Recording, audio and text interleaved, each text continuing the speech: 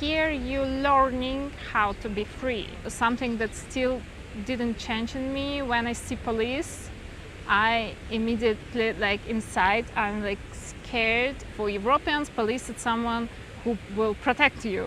To us, it's dangerous. Ksenia Eliseva was born in the southern Russian port city of Rostov-on-Don. For the last 3 years, she has lived in the Bulgarian capital, Sofia. The last big protests in Russia was when Navalny was caught and put in the prison. After this, we had the last biggest protests, which was punished the hardest. Now, this was the moment, and I understood that in this country it's already impossible to change anything. When she saw the Russian buildup of troops and weaponry at the Ukrainian border in 2021, she decided that the time had come for her to leave. When I saw this, I understood that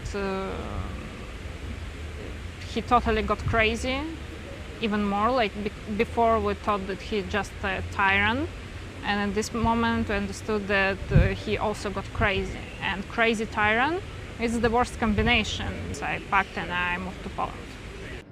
After spending time in Poland, she went to Montenegro and then to Armenia. Eventually, she got a visa for Bulgaria. There, she joined an organisation called For a Free Russia, which was founded by Russian immigrants, and started helping Ukrainian refugees. She applied for asylum in Bulgaria, but her application was rejected. And I'm not the only one who got declined. And this also why important to talk about this, that it's not one of two people. Like it's a lot of people who are against the war, who all in danger, who can't go back to our country. Diana Radoslavova of the organisation Voice in Bulgaria offers legal support to refugees. She says that in Ksenia's case, the decision of the Bulgarian Refugee Agency and the courts is full of contradictions. The striking in this case is, on first place, the abundance of evidence for a political opinion that puts the person in complete danger, in correspondence with all the facts that are notoriously famous about the situation in Russia. According to Radoslavova, it's getting harder and harder for migrants to get any kind of permits in Bulgaria. Recently, an unaccompanied 4-year-old was denied asylum. Saudi activist Abdulrahman Al-Khalidi's asylum application was also rejected, despite a UN report indicating he would probably not be safe in his home country. The tendency is more and more repressive measures to be implemented, more and more border procedure and detention to be used. Here comes the case of Abdul Rahman, who is for 4th year detained.